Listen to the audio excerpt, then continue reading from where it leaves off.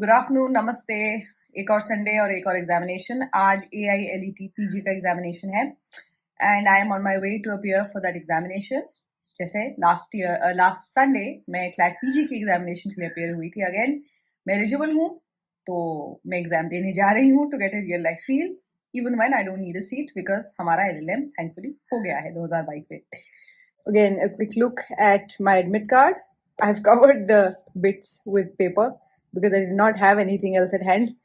So I'll see you at the center now. First impressions after the paper. To be honest, I'm a little sad.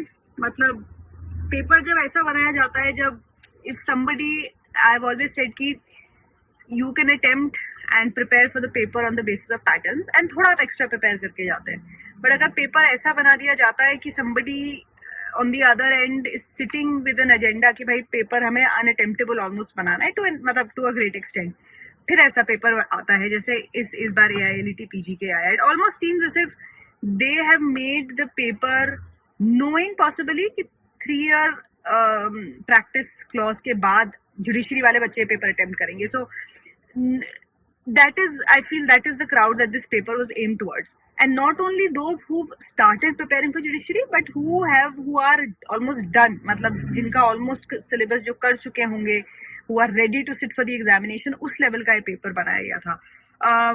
CPC turned up in the paper which AILET has not done.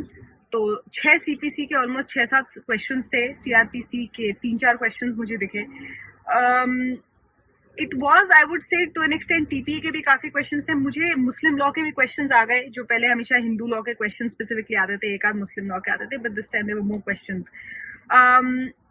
मुझे static GK के भी questions दिखे, एक आध common sense based questions दिखे. Arbitration का जो question आया वो उन्होंने एक इंटरनेशनल कन्वेंशन का क्वेश्चन दे दिया. सरोगेसी एक्ट का क्वेश्चन था.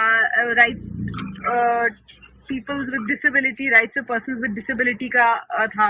अगर आपने थोड़ा ये कवर किया था, but to the extent that it was asked. अच्छा, इंसॉल्वेंसी एंड बैंक्रप्सी कोड का क्वेश्चंस ऐसे आए थे where if you have almost touch the entire statute, तो आप ये क्वेश्चंस अटेम्प्ट कर सकते हैं. अच्छा, टैक्स इन्होंने ऐसे क्वेश्चंस पूछे विच सी देयर आर सर्टेन स्टैट्यूट्स जो आप फंडामेंटल सब्जेक्ट्स तो कर सकते हैं बिकॉज वो आप बार बार करते हैं, but there's a limit to how much can you fit inside your brain. When it comes to these statutes like tax, इस बार ऐसे क्वेश्चन पूछे गए जो सेक्शन 43 के, मतलब जो आप सेक्शंस छोड़ देंगे because there are other more critical sections, you know, जिससे ज्यादा चीजें पूछी गई है that carry more weightage. So that is what has been nice. अच्छा, पॉश के क्वेश्चंस आए, 2-3 पॉश के क्वेश्चंस थे. Then JJ Act के भी क्वेश्चन थे.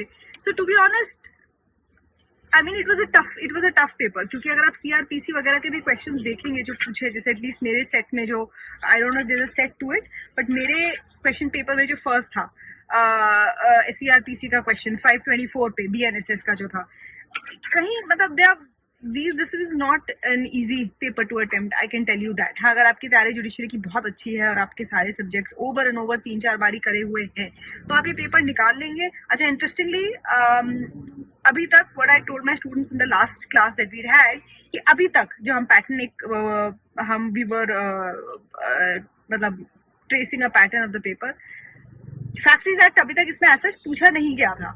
लेबर आपका ID एक्ट एंड कोड्स तो उन्होंने इस बार भी पूछे, वो पूछा गया था, बट इस बार ये क्वेश्चन उन्होंने फैक्ट्रीज एक्ट का डाल के पूछ दिया. तो आई टोल्ड देम कि भाई अगर फैक्ट्रीज पूछ लिया गया, अभी तक नहीं पूछा गया, अगर पूछ लिया गया then it can't be said, तो देख लेना.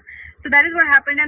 And my observation also tells me that this paper probably has been made in the last 2 weeks, क्योंकि जस्टिस गवाई की रिटायरमेंट से पहले जिन्होंने लास्ट फ्राइडे को, अपने वर्किंग फ्राइडे को जो शायद जजमेंट दिया था, उस पर भी क्वेश्चन आया है. तो may be the question paper was made sometime after that.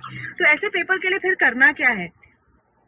To be honest, जो आपकी तैयारी है वो करिए and then you leave the rest on God, और जैसे भी जिसमें भी आप you place your trust in, because it's impossible to make sure you are covering everything that is being asked in such a question paper. अगर कोई बिल्कुल ही मतलब is sitting with like a vendetta on the other end कि भाई paper तो ऐसा बनाना है कि ऐसी ऐसी चीजें पूछनी है, mental health care act 2017 and so on and so forth. So in light of this observation मुझे थोड़ा बुरा भी लगा, of course, but then this is how it is. I mean we are not here to predict what the examiner is doing. हम अपनी तैयारी best कर सकते हैं. In light of this, the CLAT PG I feel was a lot easier. मतलब this is the kind of, ये जितना convoluted तो ये था, मैं जनरली ऐसी क्लैट से एक्सपेक्टेशन रख के गई थी. That surprise me and this also surprise me. So that is my first observation. And बाकी जब पेपर का हम ब्रेक डाउन करेंगे वी विल डिस्कस. अच्छा, मैक्सिम्स के भी क्वेश्चन ज्यादा आए इस बार. 3-4 मैंने क्वेश्चन मैक्सिम्स से देखे. एक क्वेश्चन एविडेंस एक्ट के साथ मैक्सिम के लिए पूछा गया, डाइंग डिक्लेरेशन को. Although if you have an idea आप वो अटेम्प्ट कर सकते थे. बट या I mean, yeah, it was not a good surprise. It was a bad surprise. The paper was a bad surprise. But वही है, फिर जो इसकी कट ऑफ है वो कंसिडरेबली कम जाएगी. सो अगर किसी एक का बुरा गया है, पेपर मुश्किल आया, तो कंपैरेटिवली सभी का बुरा गया होगा. You know, unless and until somebody has done all of these acts. Again, as I said, they are done with their judiciary prep and they are good, मतलब well and well into their prep and they are ready to give the sit for the examination. तो उनकी अच्छी तैयारी है तो वो exam attempt कर सकते हैं. Baki, when we break down the paper, we discuss more nuanced observations then. And I will see you when I do the breakup for the examination. Bye.